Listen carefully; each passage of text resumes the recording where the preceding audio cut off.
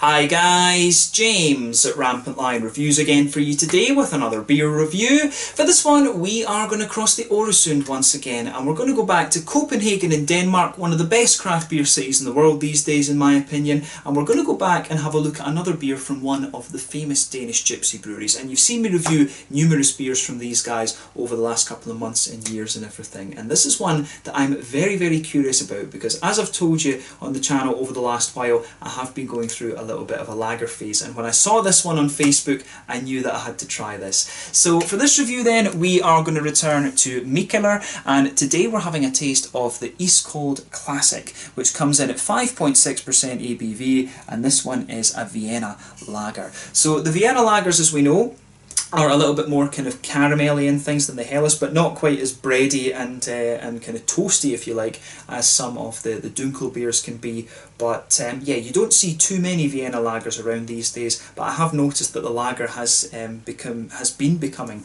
a little bit more popular over the last little while. There's a lot of really good craft pilsners and Helles and things out there at the moment. In Sweden we've been getting a few Schwarz beers and things as well, and one or two Vienna lagers. One of the best Vienna lagers I've had recently was the Cut Yard, which was from Fjäderhammarnas Brewery in close to Stockholm actually, so I would recommend that you check out that one if you get the chance. But like I say, I saw this one on Facebook. The last lager beer that I had from Mikkeller, the Japanese rice lager, I was very impressed with that, so that was another reason that I wanted to have a go at this one. The last beer that I reviewed from Mikkeller was the Fudgesicle, which was a beautiful imperial stout, but you know, Mikkeller have produced well over 12, I think it's about 1500 beers or so they've done these days, so pardon me, if you do get the chance to try some of these, I highly recommend that you do. One of the iconic Danish craft breweries, and you know, they started off the whole craft beer movement in Denmark along with a few others actually. So yeah, curious to see how this one turns out. Not often that we get to have a look at the Vienna lagers, and I hope that you guys enjoy my take on this one as well. So as always with my reviews then, I'll tell you a little bit about the brewery before we taste the beer. If you want to get straight to the tasting, just fast forward. All the usual links are in the video description below. That's the brewery website, the link to my other reviews that I've done from Mikkeller before, and you will no doubt see more added to that list in the near future. There's all the usual social media down there. If you want to see more reviews, do please consider subscribing to the channel. The whole channel of course has a geography based tagging system, so you can go into the homepage and search for beer based on country, city, state, county, province, prefecture, whatever it is you're interested in. Do check out the playlists of beers from different countries. There is one there for all the Danish beers that I've reviewed for you. That's constantly being added to because I am very close to Denmark, and as always, please do get in touch and let me know some of the other beers and breweries that you guys would like to see me review. It's always great to hear from you guys that are watching the videos, and the support that you show the channel is hugely appreciated. So anyway, to tell you a little bit about Mikkeller then, on to my brewery notes. So Mikkeller, as I've mentioned to you already, are one of the famous Danish gypsy breweries. The company was founded back in 2006 by Christian Keller and Mikkel Bjergsø, hence the name Keller and Mikkeller, but the company is now run exclusively by Bjergsø, who used to be a physics and maths teacher. Christian Keller apparently wanted to kind of focus on having a core range of beers, whereas Mikkel wanted to be very experimental, and of course that's one of the big things that has carried the company forward. I think Christian Keller went to work for Soundhouse magazine in Copenhagen. But again, this brewery is very influenced by the American craft beer movement, and it basically started out as Christian and Mikkel's homebrewing experiments and just grew from there. But for a long time these guys didn't have their own brewery, but they brewed a variety of host breweries as a gypsy brewery. They were brewing some things over in America. They still brew a few things up at Lervigakte Brewery in Stavanger in Norway. They were brewing some things with Brewdog in Scotland, but the majority of their beer was brewed at the De Proef Brouwerij just outside of Lochristighefte.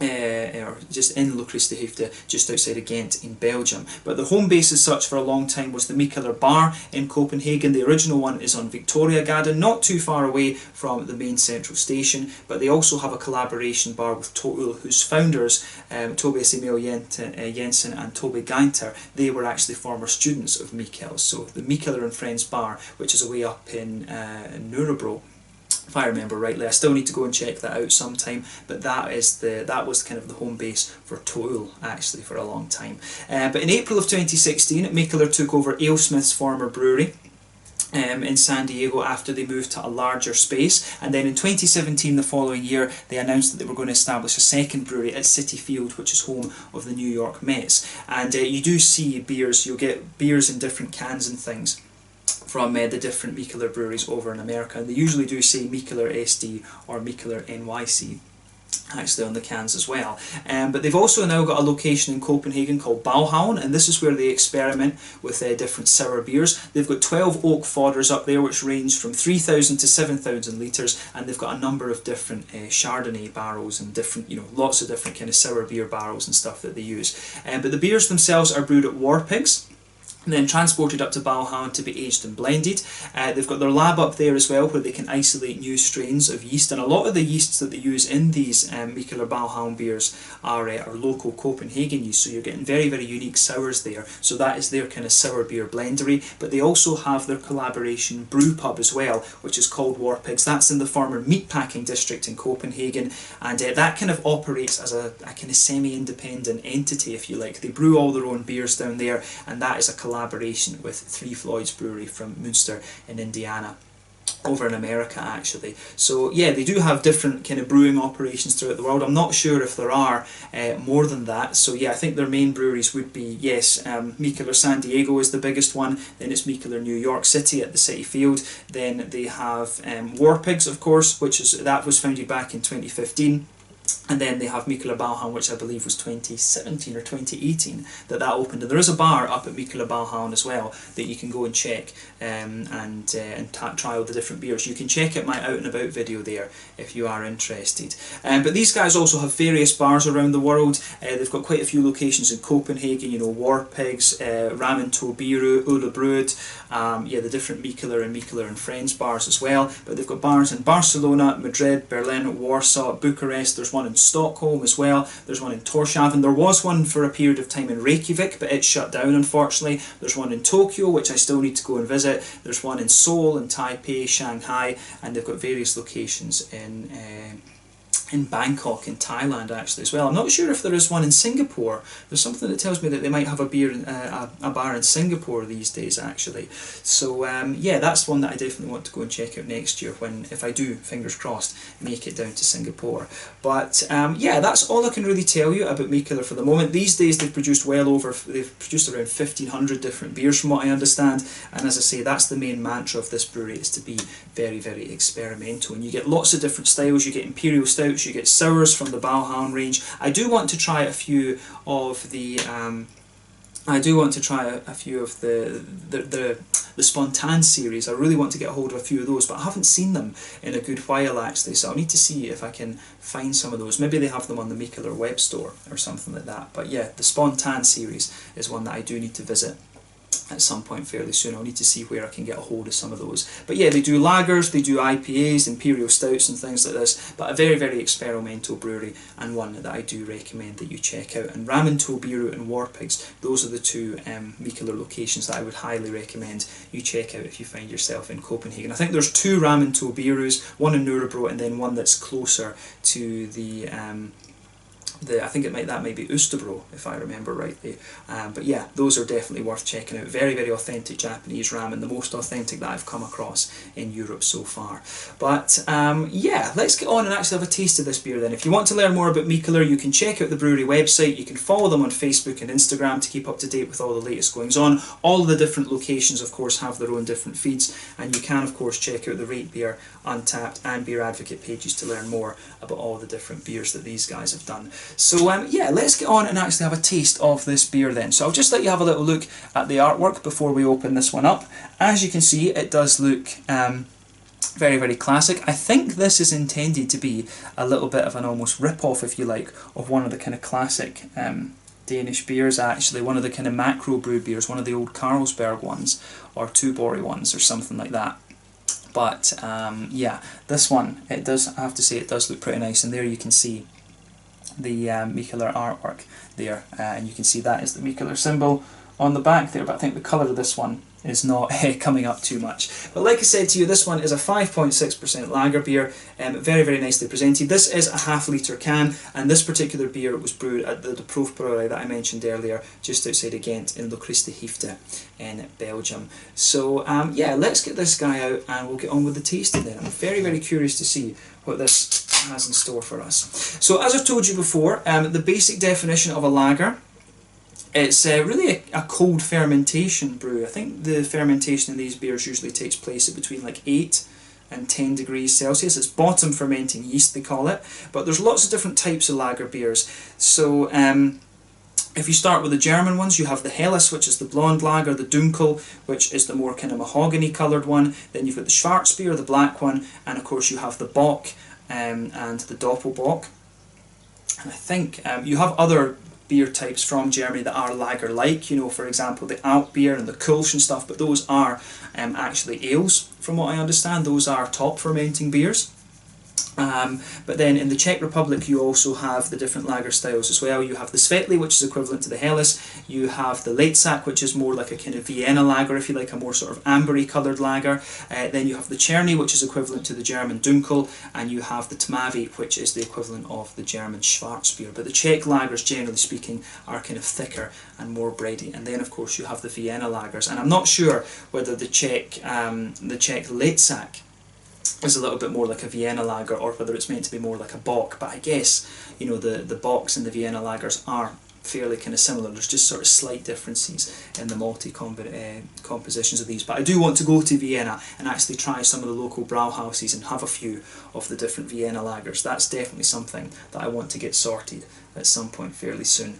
But yeah, we'll see how that goes. But as you can see, this beer has poured absolutely beautifully. As you would kind of expect from a Vienna lager, this one's poured a lovely kind of light mahogany kind of colour, this one.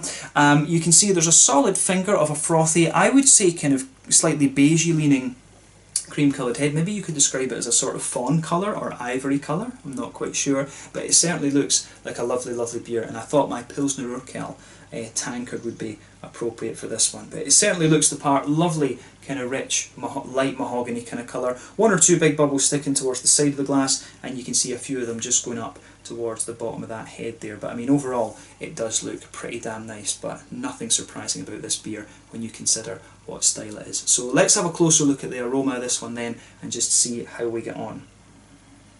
Ooh, yeah, that smells lovely. I mean, straight away with this one you get that lovely big bready malt base that you would expect from the Vienna lager. The Vienna malts, of course, are famous for that, being bready and kind of almost a little touch grainy, a little bit more bread crusty, but also having a little bit of a kind of caramelly quality to them as well. So straight away with this beer, the base of it is very, very smooth and bready. It's almost got a little touch, it's kind of like a blend between a white bread and a kind of German rye bread. It seems to have, the bready qualities in this beer are sort of a kind of mixture, if you like, a blend of those two different types of things. I do miss living in Heidelberg in Germany and having access to the German bakeries. The German bread was always some of the best, and I would guess that the Austrian bread is quite similar to that. The Czech bread was very, very good as well, actually. The Central European countries are great when it comes to bread and cheese and stuff like this. I love the sausages and things too, great. I do miss the food from over there, definitely. But yeah, lovely kind of bready note to this one. And the more that you smell this, the more kind of grainy I think it becomes. You do get a good little bit of brown sugar out of this one, and interestingly, there is a bit of sweet caramel in there, but I find it quite toasty. I do find the brown sugar in this one almost kind of well-fired and quite toasty actually, which is quite interesting. So yeah, it's quite simple in its aroma, this beer, but it just comes across very, very nicely and as being very, very well crafted, which is what you expect from Mikkeller, definitely. So yeah, the aroma of this beer I think is very, very nice. So yeah, in terms of the hoppy side of the beer, then I don't think we need to say much more about the malty side of it, other than that there are a few more grainy notes start to come out of the beer a little bit later on. It almost smells a little bit rye, like in some ways, and you do get one or two little woody undertones as well. But in terms of the hoppy side of things, there's a nice little bit of earthiness coming out of it. It's kind of like a noble hop type earthiness in there, but you do get some nice floral aromatic notes out of it. It's not too bright and aromatic right enough, and you've got a little bit of a lighter kind of grassiness in there as well. So on the fruity side of things, there is a little bit of that in here. I would say that the fruity side of this beer I do wonder if it's maybe Northern Brewer that's been used in this, because there is a little bit of that in here, but it could just be straight up Hallertau or Tittnanger. Maybe, I don't know if the Austrians actually grow their own varieties of hops, but considering how popular beer is there and how big a part of the culture beer is, I would assume that they might. But then again, it's a very mountainous country, and I don't know how suitable it would be for hops actually. So yeah, maybe they're using Czech Sats, Žatec hops, I'm not sure. But yeah, it certainly has a lovely little bit of a kind of blackcurranty kind of smoothness to it. There's a little bit of that almost figgy note coming out of it. So very soft red and berry fruits, I think, coming out of this one, which is quite nice. So yeah, I like how that, I do like how that goes together in this beer. The fruity side of the aroma, I think, is very, very nice. So yeah, take a little bit of time and just enjoy the aroma. And just enjoy the aroma of it before we get stuck in. I think it is. It's quite a nice one, this, but definitely comes across as being really bready and quite toasty in its brown sugary notes. If I was blind smelling this, I would probably think it's a Czech beer. I would probably think this one was a Czech one, actually. So yeah, take a little bit of time and enjoy that aroma, but let's get stuck into this one then. So this one is the Iskold Classic, basically the ice cold classic if you want to translate it into English. A 5.6% Vienna style lager from Mikkeller, one of the famous Danish gypsy breweries. I'm very curious about this beer. Let's get stuck in. Slange, skål.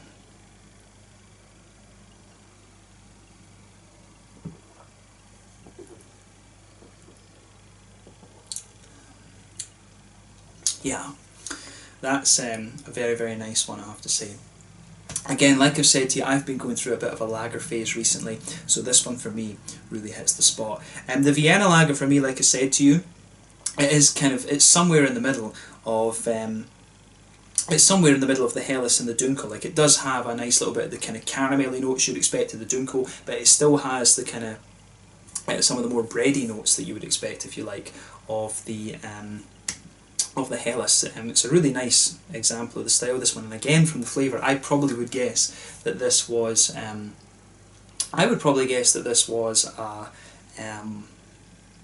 Czech beer, I would think, because the breadiness comes across as very smooth. And like I said, the main difference between the German and the Czech lagers for me was always that the Czech ones are just slightly, they feel a bit thicker and more smooth, whereas the German ones, they still have that smoothness to them, but they are just a little bit crisper. More crisp in my mind. But again, thumbs up to Mikkeller for this. These guys know what they're doing when it comes to lager beers. The Japanese rice lager is another one that I would recommend you try.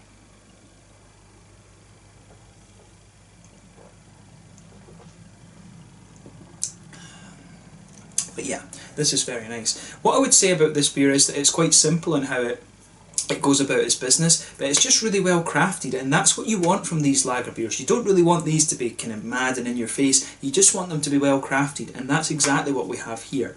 So let's try and break down the flavour of this one then. So straight away with this beer, you can feel that nice brown bready quality. That just blankets the middle of your tongue, and that forms the backbone of the beer. So if you go towards the back third of your palate, you can feel the breadiness just thickens up a little bit. You do get a few more kind of grainy elements out of it, which is very, very nice. And you can feel it does dry out a little bit the further you go into the aftertaste. But yeah, it does feel as if you've got a wee bit of a white bready base to the beer, and then a sort of more brown rye bread kind of thing sitting on top of it. And you get that kind of sweet bread crusty note pushing its way out of the beer the further that you go into the aftertaste. But yeah, it's slightly thicker on the back third of your tongue and just a touch more grainy there. But as you move further forward into the centre, into the middle third of your palate, you can feel the breadiness just goes down a little bit, and then on top of that bready layer that I was talking about, that's where you get a kind of circle, if you like, of brown sugar in there. So in the very centre of your palate, you've got a lovely kind of sweet caramel there, and as you move further out, towards the edge of the palate, you can feel that the beer just gets a little bit more kind of biscuity. The brown sugars do have a little bit of a kind of toasty element to them, and you'll notice that the further you go into the aftertaste as well.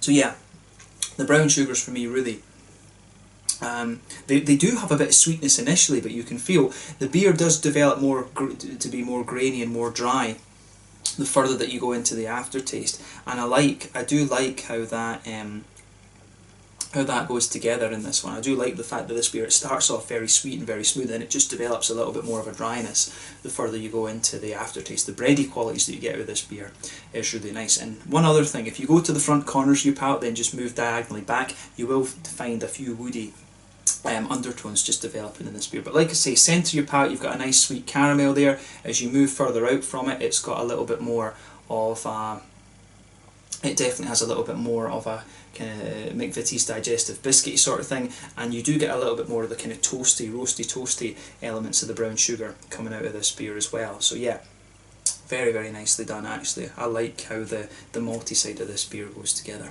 Really a nice big bready, big bready Vienna lager. This, as I say, I really want to go to Vienna and actually try some of these from the local brauhouses. That's the goal. That's the end game with this style of beer. But yeah, in terms of the hoppy side of the beer, then in the back corners of the palate, you've got a little bit of earthiness there. It's a little bit of a darker earthiness, to be honest. It's almost a little bit as if it seems almost as if it's been English hopped in a way, because the earthiness is just a little bit darker rather than being a bit brighter as you would get from the Czech Žatec or the Slovenian Dana or Goldings hops. That's another hop actually that could be in this one. You might have one of the Slovenian hops, because once upon a time Slovenia was part of the Austro-Hungarian Empire actually. So yeah, the Styrian region in Slovenia is one of the biggest hop producing regions in Europe actually. They've got some great hops down there. Green Gold Brewing from Slovenia, basically a brewery that was born out of a hop farm, the Rojnik hop farm. You know, that's one that I would recommend you check out. They've got some really interesting hops in Slovenia these days. Styrian Wolf, Styrian Dragon, all of these kind of things. So it could be Slovenian hops that's in here. But yeah, nice little bit of earthiness there. As you move further forward on this one, it does get a little bit more herbal, and as you reach the front corners of the palate, it's distinctly more, it's got a little bit more of a floral aromaticity to it. I'm struggling to determine exactly what hops are in this one, and it didn't say on the Untappd actually exactly what hops were in it, but it does have a really interesting, almost English character to it. The earthiness is just a little bit darker than you'd normally associate from the Hallertaus, the Titnagers, the Lubelskis in Poland, or the Žatec hops from the Czech Republic. I'd be curious to know what hops they've used in this, but it's a lovely beer nonetheless. But yeah, nice light grassiness around the front curve of the palate there. So let's focus on the fruity side of the beer now.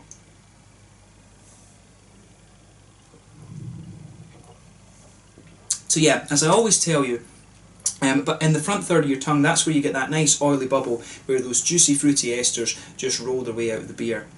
And for me, this one has a really nice little bit of red fruitiness to it. If you go towards the back of that front third of your palate, you can feel there is a little bit of an almost kind of toasty bread crusty thing. That forms the border between the middle third of your palate and the front third, but when you move in front of that, you start to get these nice kind of red fruity notes, and there is a little bit, it is quite figgy for me. It does have a little bit of a kind of nice figgy quality. There's almost a wee touch of a cakiness to this beer on that border region that I was talking about. But yeah, as you move further forward, for me it develops a bit more of a kind of figgy quality, and then as you reach the front part of that front third of your tongue, it's got a little oily character to it.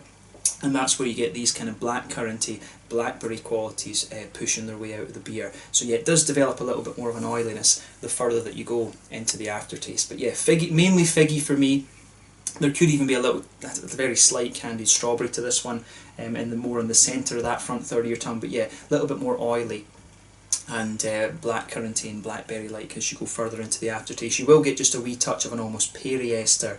There is a little bit of a zestiness there, almost a slightly peary zestiness around the front tip of your tongue too. But in terms of the Vienna lagers, I think this one is very, very nice. This is quite similar to some of the Czech Letzaks that I had when I was in the Czech Republic a few years ago. I do need to explore the Czech beers on the channel a little bit more as well. That's something that hasn't been covered too in depth. But yeah, going to live in the Czech Republic and just exploring all the different breweries there, that would be an interesting project in itself actually. But yeah, this one's another lovely example of what a lager can be. So well done to Mikkeller. So yeah, in terms of the mouthfeel then, I would describe this beer as being fairly, I would describe this one as being fairly mid-bodied, but the carbonation, I think, is is really, really smooth in this one. This beer as well, like I say, this is one of the kind of drier and more grainy lagers that I've come across in recent times. Like I said, it's not as big and as, I wouldn't say that this one is as big and as sort of smooth as some of the Czech ones. It definitely, it kind of finds its way somewhere between, because it's the graininess really makes this beer feel just a little touch more crisp, to be honest with you.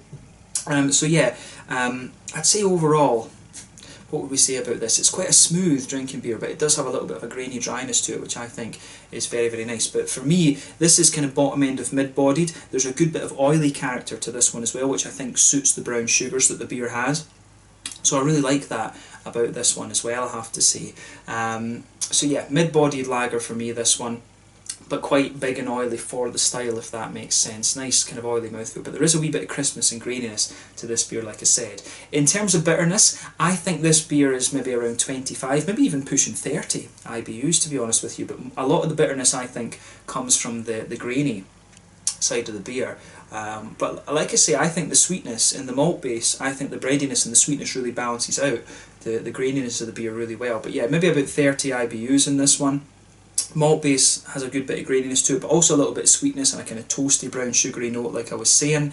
But then you've also got a little bit of juicy fruity character to this beer as well, which I think adds another interesting dimension to it as well. But yeah, for me, this is a really, really interesting beer, this, and I'm glad that I was able to review this for you here on the channel. I really wanted to try this one, and then I kind of ended up by chance in Copenhagen, so I was able to pick this one up, and I bought this beer at Kiosk, incidentally. So for those of you who are in the Copenhagen area, I do recommend that you check out Kiosk. Awesome beer shop, and I go there pretty much every time I'm in Copenhagen and stock up on some Danish goodies and some other things from around the world as well. But yeah, lovely, lovely beer, this one, I have to say, and another very, very nice example of the lager style. There's a lot of very good lagers out there these days, and I'm glad that they're getting a little bit more attention, because it's all been about the IPAs for such a long time. The IPAs and the Imperial Stouts have been getting all the attention. It is nice to see that more and more breweries are focusing a little bit on pilsners and lagers and things like this. So yeah, long may that continue. But yeah, very, very nice example of the Vienna lager style for me. Definitely one of the more grainy examples that I've had. You will get ones, I suspect, that are a bit more, that are a bit kind of smoother and slightly sweeter than this. But for me, this one is another very, very well done beer, and it shows you that Mikkeller know what they're doing when it comes to lagers as well. And we saw that with the Japanese rice lager previously. But yeah, let's leave it at that for this one. A really nice example of the style, as I said. So yeah, once again, thank you for watching my beer reviews. Until the next time, please like, subscribe, share, all the usual YouTube stuff. Let me know your own thoughts on this beer in the comment section below. Let me know what your favourite beers are from Mikkeller. We will return to these guys at some point soon. I'd love to try a Doppelbock from Mikkeller, so I think they actually have one that comes out at Christmas normally, so I'll need to make sure that I get a hold of one of those if I can find it. But yeah, that's definitely something that I would love to see from these guys. They're very, very good when it comes to the lagers, I've said. But yeah, check out my other Mikkeller reviews. You will see more from these guys at some point fairly soon. It was awesome to have this one for you here on the channel, so I hope that you guys enjoyed it. This one was the Iskold Classic, Iskold Classic in English, 5.6% Vienna style lager. This one quite a grainy and bready take on the style, if you like, but very nicely done in my mind. So yeah, thank you again for watching. I'll catch you guys very soon. Make sure you check out Mikkeller. Make sure you go and buy some beers from Kiosk as well. Very, very good beer shop in Copenhagen. And yeah, do let me know some other Vienna lagers that you guys would like to see me review in the comment section below. Thanks again for watching. I'll catch you guys later. Sláinte, skål, cheers. Do make sure you check out this one while you get the chance.